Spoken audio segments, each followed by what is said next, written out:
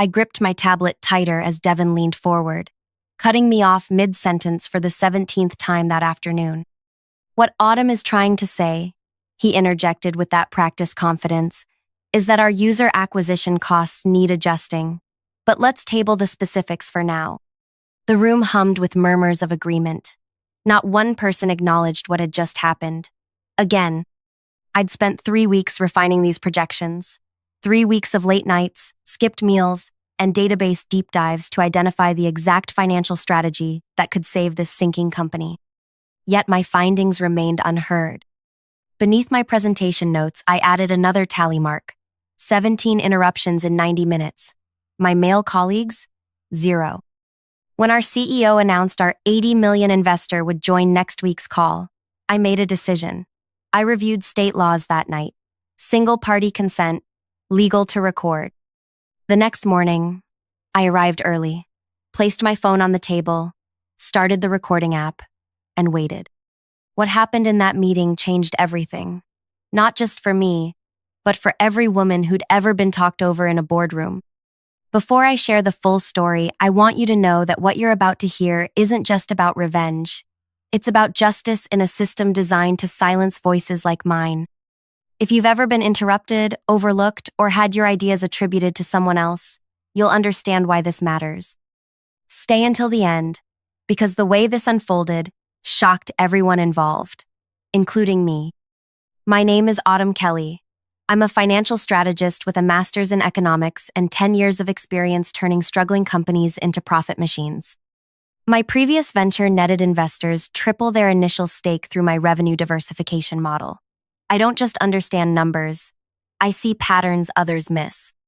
6 months before that fateful recorded meeting, I was recruited to join a promising tech startup called DataStream. They developed AI-powered analytics tools for mid-sized businesses. And while their product was exceptional, their financial strategy was a disaster, burning through seed money, missing revenue targets, and repeatedly pushing back their Series B funding round. Their CEO, Ellis Grant, convinced me to join with promises of autonomy and impact. "Your expertise is exactly what we need," he'd said during our interview. "We want you to completely revamp our approach to monetization." I believed him. I left a secure position to take this risk because I saw DataStream's potential. The first few weeks seemed promising. People listened during my onboarding period, took notes when I identified inefficiencies, nodded along to my initial observations. That changed the moment I moved from theoretical advice to implementation. The first time I presented a comprehensive strategy in the weekly leadership meeting, I noticed something odd. Every time I reached a crucial point, someone would interject. "Let's circle back to that. We should prioritize more immediate concerns. That's interesting, but perhaps too ambitious for our current phase." At first, I questioned myself. Was I being unclear? Not assertive enough? Presenting too much information at once? I adjusted my approach, simplified my presentations, practiced my delivery. Nothing changed. 3 months in, I started documenting every interruption in meetings. The pattern emerged with disturbing clarity. While my male colleagues averaged 0 to 2 interruptions per presentation, mine consistently hit double digits. The most frequent interrupters? Devin Marsh, marketing director, Wyatt Jennings, CTO, and occasionally Ellis himself. What made it more frustrating was watching them implement fragments of my strategies piecemeal, often after one of them repackaged my idea weeks later. The company was still struggling, using only portions of the comprehensive approach I'd designed. I tried addressing it directly.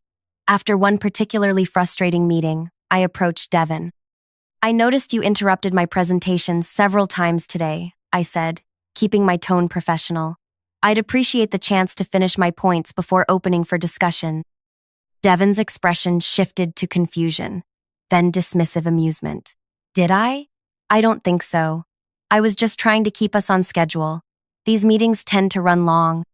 Yet 30 minutes earlier, he'd spent 15 uninterrupted minutes discussing marketing concepts that had little connection to our quarterly objectives. I tried different approaches, speaking louder, sending materials beforehand, asking Ellis for designated presentation time. Nothing worked. In fact, the interruptions increased. The breaking point came during my quarterly forecast presentation. After 17 interruptions, not one person in that room had heard my complete analysis. The projections I'd spent 3 weeks perfecting were dismissed without proper consideration. We were 3 weeks away from our final pitch to secure $80 million in funding, money the company desperately needed, and the leadership team was ignoring critical financial insights. That night, I couldn't sleep. DataStream had potential, but without proper financial strategy, it would collapse within months. This wasn't just about my frustration anymore. It was about the company's survival and the livelihoods of our 67 employees. I researched recording laws in our state, confirming single-party consent was legal.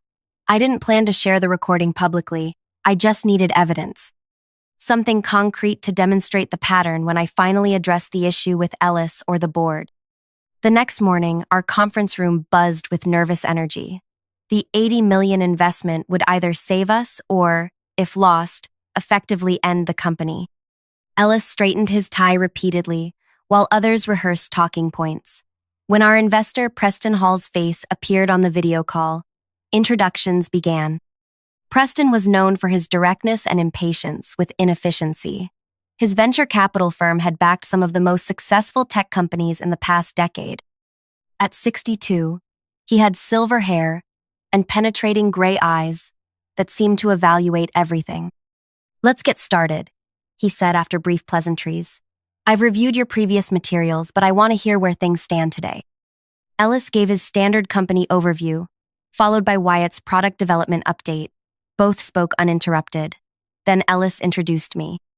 "And now Autumn will give us a brief financial overview." I opened my presentation, conscious of the recording app running on my phone. "Thank you. I've prepared an analysis of our current financial position and projections based on the strategy implementation I've been developing." I made it through 3 slides when Devin leaned forward. "Sorry to cut in, but your projection seems optimistic considering last quarter's performance. We should probably focus on more conservative estimates." I nodded and continued. 2 minutes later, Wyatt interrupted. "I think we should address the technical infrastructure costs before discussing revenue streams. Those numbers won't make sense otherwise." Again, I acknowledged him and tried to continue. I was approaching the most crucial part of my presentation, the part that would make or break our funding case, when our product director Nolan attempted the 3rd interruption. If I could just add something about our user growth that might impact these numbers. Then, something unexpected happened. Preston cleared his throat. "I notice a pattern developing here." The room went silent. "Your financial strategist has been interrupted 3 times in under 10 minutes. I've been counting." His gaze swept across everyone's faces on the video call. "Reminds me of our previous meetings. This is exactly why we're reconsidering our position with DataStream." No one breathed. Ellis paled visibly. When organizations silence their most valuable voices, they miss critical insights. Preston continued. "I specifically requested Ms. Kelly's involvement in these meetings after learning she was the architect behind TechVent's remarkable turnaround last year. That's why I was concerned when she barely spoke during our last 2 calls." My heart pounded as I realized what was happening. Preston continued. "I'd like to hear Ms. Kelly's complete financial strategy without interruption. And afterward, I'd like to understand why this pattern of silencing exists at DataStream." Ellis stammered. "Of course, absolutely. Please continue, Autumn." For the next 20 minutes, I presented my complete financial strategy for the first time. I outlined the inefficiencies in our current model, the targeted changes needed, and the projected outcomes. I explained how we could triple revenue within 18 months while cutting operational costs by 23%. When I finished, Preston nodded thoughtfully. That's precisely the kind of strategic thinking I expected. "Now, Ellis, would you care to explain why this is the first time I'm hearing this comprehensive approach? Miss Kelly has been with you for 6 months." Ellis struggled to form a response. "We've been implementing elements of Autumn's strategy progressively. There are many voices to consider. And some voices apparently matter more than others." Preston interrupted. "Here's my position. DataStream has excellent technology but deeply flawed leadership dynamics. I'm prepared to offer the full $80 million investment with conditions." The tension in the room was palpable as everyone waited. First, Ms. Kelly becomes Chief Strategy Officer with direct reporting to me, not filtered through your current structure. Second, your leadership team undergoes communication and inclusion training with quarterly assessments. Third, you implement her full strategy as presented today, not piecemeal. Ellis nodded rapidly, relief washing over his face at the prospect of securing the funding. We can absolutely accommodate those conditions. I'm not finished, Preston said. I'm also appointing Miss Kelly to our advisory board. We've needed her perspective across our portfolio. This position comes with its own compensation package, separate from her role at DataStream. I sat stunned. This was beyond anything I could have imagined. Not only validation, but a promotion, direct access to the investor, and an independent role that gave me security regardless of what happened at DataStream. Does that arrangement work for you, Miss Kelly? Preston asked. Finding my voice, I replied, yes, I believe in DataStream's potential, and I'm committed to seeing my strategy successfully implemented. Excellent. My team will draw up the paperwork. I expect it signed by end of day tomorrow. Preston's tone left no room for negotiation. After the call ended, the conference room remained silent. Ellis finally spoke, his voice strained. Autumn, congratulations on your promotion. We'll need to discuss the transition of your responsibilities. Devin and Wyatt couldn't meet my eyes. The recording device on my phone was still running, capturing every awkward second of the aftermath. I gathered my materials while avoiding eye contact with everyone. The atmosphere was thick with tension and unspoken accusations. As I walked out, I could hear urgent whispers behind me. Back in my office, I closed the door and took my first full breath in what felt like hours. My phone buzzed with an email from Preston's assistant, requesting a private meeting the following morning. This was really happening. Ellis knocked on my door 30 minutes later, his usual confident demeanor replaced by something more cautious. Do you have a moment? He asked. I gestured to the chair across from my desk. Of course. He sat down, smoothing his tie repeatedly. I want to apologize for any miscommunications that may have occurred during your time here. We value your contributions enormously. Thank you, I replied, keeping my expression neutral. I appreciate that. I'm curious, he said, leaning forward slightly. Was this something you discussed with Preston before the meeting? I met his gaze directly. No, I was as surprised as everyone else. He nodded slowly, clearly processing this information. And the recording device on your phone during the meeting. My heartbeat quickened. He'd noticed. Single-party consent is legal in this state, Ellis. I've been documenting the interruption pattern for months with no acknowledgement. The recording was for my personal reference. His eyes widened slightly. I see. Are you planning to use this recording in some way? That depends entirely on what happens next, I said calmly. I came to DataStream because I believe in its potential. I still do, but I need the space to implement the strategies I was hired to create. Ellis nodded again, standing up. You'll have your new contract by tomorrow. And Autumn, I really am sorry. After he left, I sat in silence, processing everything that had happened. This wasn't how I'd planned my career trajectory. I'd never wanted power through ultimatums or external intervention. I'd simply wanted to be heard. My phone buzzed again, a text from Phoebe, my closest friend outside work. How did the big meeting go? I texted back. You won't believe it. Wine tonight? I need to process. At my apartment that evening, I recounted everything to Phoebe as we shared a bottle of Cabernet. I didn't plan for any of this, I concluded. I just wanted evidence of what was happening. Phoebe, a litigation attorney who'd faced her own battles with workplace dynamics, shook her head. You didn't create this situation, Autumn. They did. Preston just recognized what was happening and valued your work enough to intervene. But now I have to go back and lead people who resent me.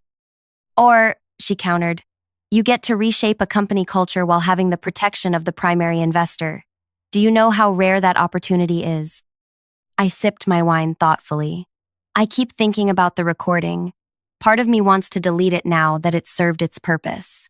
Another part thinks I should keep it as insurance. Keep it, Phoebe said without hesitation. Not to use as a weapon, but as protection. You're about to make significant changes that will disrupt established power structures. Some people won't accept that gracefully. The next morning, I met with Preston via video conference. In daylight, away from the tension of the previous meeting, I could better appreciate his shrewd intelligence. "Ms. Kelly, may I call you Autumn?" he began. "Of course. I want to be transparent about yesterday," he said. "Your interruptions weren't the only reason we were reconsidering our investment." I waited, curious. "For 3 months, we've been evaluating DataStream's leadership culture. Ellis is brilliant at product vision, but has created an echo chamber that rewards confidence over competence. When we learned they'd hired you, the strategist behind TechVent's remarkable turnaround, we were optimistic. But in subsequent meetings, we noticed you were consistently sidelined. You were testing them," I realized aloud. Preston nodded. "We needed to see if they would utilize your expertise effectively.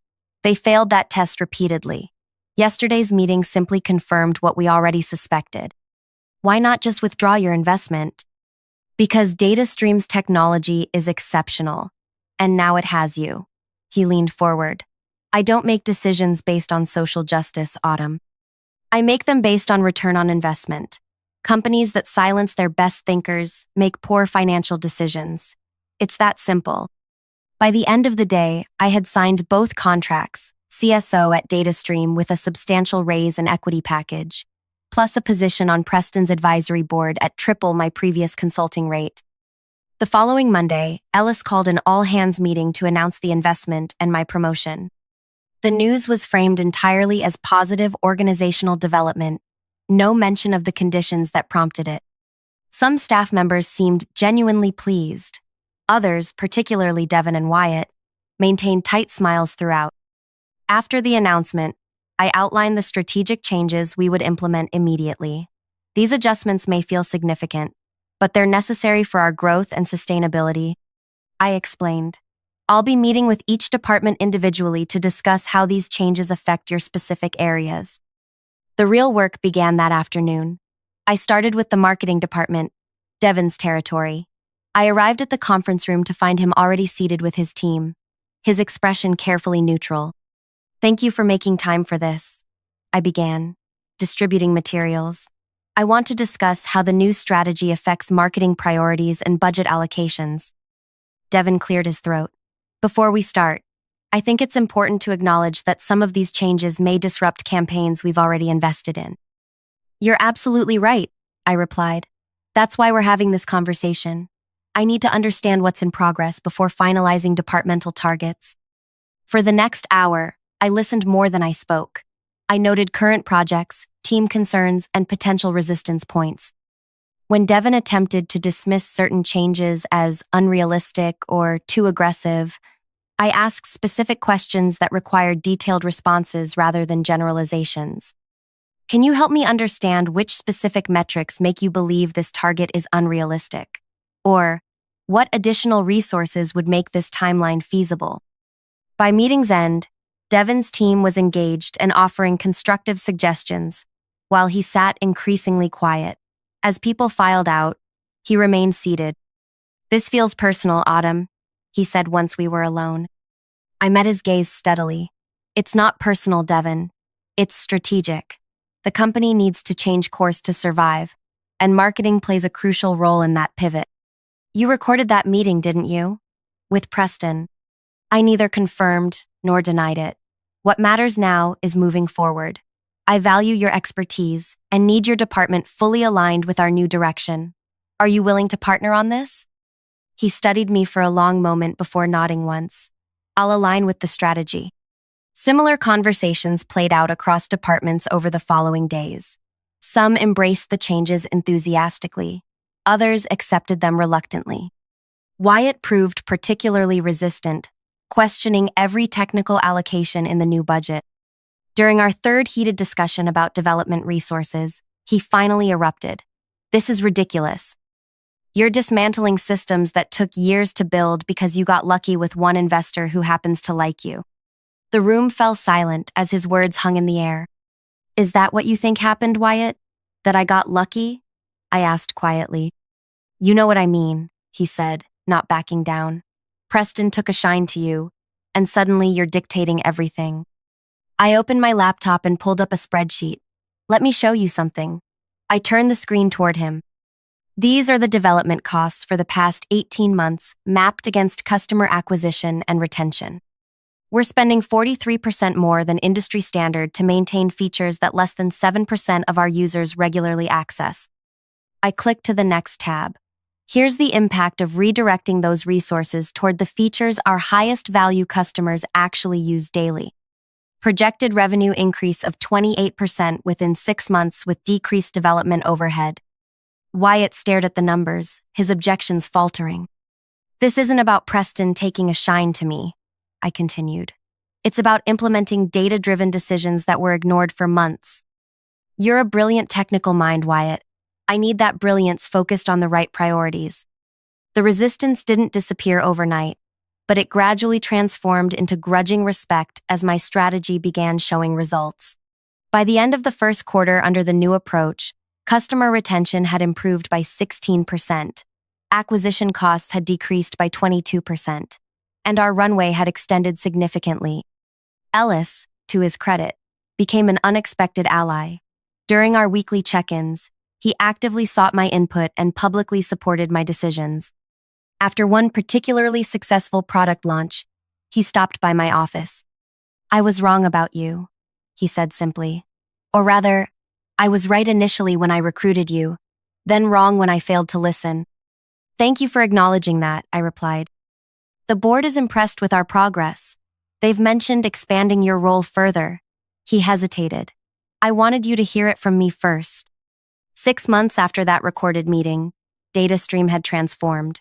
We weren't just surviving, we were thriving. The company culture had shifted too.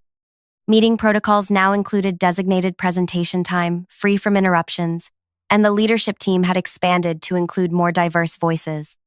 Devin eventually became a strong partner in implementing our marketing strategy, though our relationship remained strictly professional.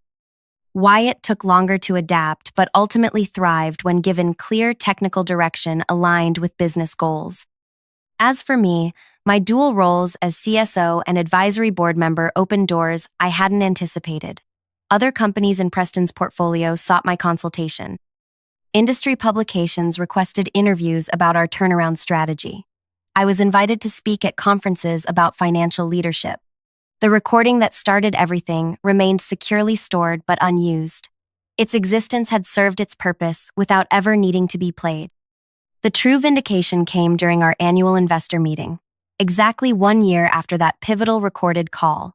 I presented our results to a room of stakeholders, including Preston and several new potential investors. Under Autumn's strategic direction, Ellis explained, DataStream has increased revenue by 67% year over year, while decreasing operational costs by 31%. Our customer base has grown by 43%, with improved retention metrics across all segments. Preston nodded approvingly as I walked through the details. When I finished, he addressed the room. When we invested in DataStream, we were investing in potential. Today, we're seeing that potential realized through clear strategic vision and disciplined execution. He turned to me. Ms. Kelly has demonstrated what happens when companies amplify their best voices rather than silencing them. After the meeting, Preston pulled me aside. I've been watching your work across our portfolio companies. The advisory role has been valuable, but I think we can do more. What did you have in mind? I asked. We're launching a new fund focused on undervalued companies with strong technical foundations but flawed strategic execution. Exactly the profile you excel with. I'd like you to consider joining as a managing partner. The offer was unexpected and life-changing. Partnership in a venture capital fund with significant carry percentage and decision-making authority. This would mean leaving DataStream, I said, processing the implications. Eventually, yes. Though we'd want you to transition gradually and perhaps maintain an advisory role, Ellis has grown considerably as a leader under your influence. I thought about the journey of the past year, from being repeatedly silenced to being offered a position where companies would actively seek my voice, from counting interruptions to shaping investment strategies for multiple organizations. I'd like to think about it, I told Preston. Of course, take the time you need. That evening, I sat in my apartment reviewing the offer details. My phone buzzed with a text from Phoebe. Heard through the grapevine, your meeting went well today. Celebration dinner? As we shared a meal at our favorite restaurant, I explained Preston's offer. So you'd be his equal in this new fund? She asked. A junior partner initially, but yes, with clear path to equal standing based on performance metrics. Phoebe raised her glass. To the woman who turned 17 interruptions into a venture capital partnership, I knew you were brilliant, but even I didn't see this coming. I clinked my glass against hers. Neither did I. I just wanted to be heard. And now everyone's listening, she said with a smile. The following week, I accepted Preston's offer with a 12-month transition plan for DataStream. When I announced my eventual departure to the leadership team, the reaction spoke volumes about how much had changed. Ellis expressed genuine disappointment but supported my decision. Devin acknowledged how much he'd learned working under my strategy. Even Wyatt offered congratulations, noting that the technical infrastructure changes had positioned the company for long-term success. In my final week at DataStream, before transitioning to my advisory role, Ellis organized a company celebration of our successful year. During his speech, he said something that resonated deeply. Sometimes the most valuable thing we can do as leaders is recognize when we need to listen instead of speak. Autumn taught us that lesson, and DataStream is stronger for it. Later that evening, as the celebration wound down, I found myself alone in the conference room where that fateful recorded meeting had taken place. I took out my phone and located the audio file that had never been played, my finger hovering over the delete button. After a moment's reflection, I pressed delete, then confirmation. The evidence was no longer necessary. The results spoke for themselves. As I stepped into my new role at the venture fund, I carried with me the most valuable lesson from my DataStream experience. True power isn't about silencing others or raising your voice the loudest. It's about creating environments where every valuable voice can be heard. In the 2 years since, our fund has invested in 27 companies, with particular focus on those with diverse leadership teams. Our returns have consistently outperformed industry averages. It turns out that funding companies that listen to all their best minds is not just ethically sound, it's financially shrewd. I still have the notebook where I tallied those 17 interruptions. It sits on my desk as a reminder of where this journey began. Sometimes when evaluating a potential investment, I observe their meeting dynamics, watching for who speaks and who gets silenced. It's become one of our most reliable indicators of a company's potential. The recording may be gone, but its impact remains in my career, in DataStream's transformed culture, and in every investment decision I now influence. That's the thing about finding your voice. Once you truly have it, you never need to prove it was silenced. If you've ever been interrupted, overlooked, or had your ideas attributed to someone else, I hope this story reminds you that your voice matters. Your ideas deserve to be heard completely, not just in fragments between interruptions. Have you experienced something similar in your workplace? What strategies helped you navigate it? I'd love to hear your stories in the comments below. Your experiences might help someone else currently struggling to be heard. If this resonated with you, please hit the like button and subscribe to this channel for more stories about workplace dynamics and professional growth. Every like helps this reach someone who might need to hear it today. And remember, sometimes the most powerful thing you can do isn't speaking louder, but documenting carefully. Your evidence becomes your advocate when you finally get the chance to be heard.